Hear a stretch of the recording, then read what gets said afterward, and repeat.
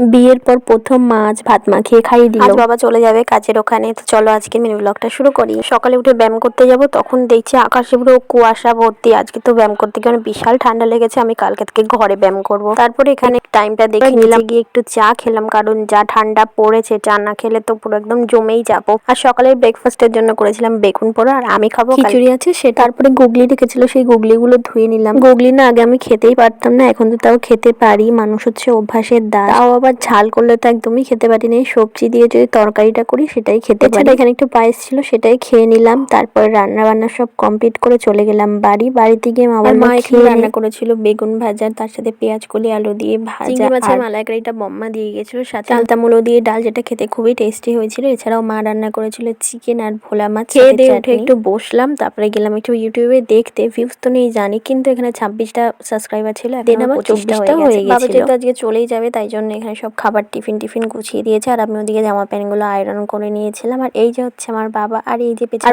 মা দাঁড়িয়ে আছে। হাই করে দাও, তাই হাই করে দিয়েছিল। মা একটু স্টেশন পর্যন্ত আগিয়ে দিয়ে আসতে গেছিল বাবাকে। এখানে ঠাকুমা বলে একটু চা করে দিতে, আর আমার বড় বলছিল, তাই ঠাকুমাকে চা আর আমার বরকে দুধ চা করে দিলাম। তারপর একটু চকলেট খেলাম, আর তারপরে মা আমাকে একটু খাইয়ে দিচ্ছিল। তো চলো বাই।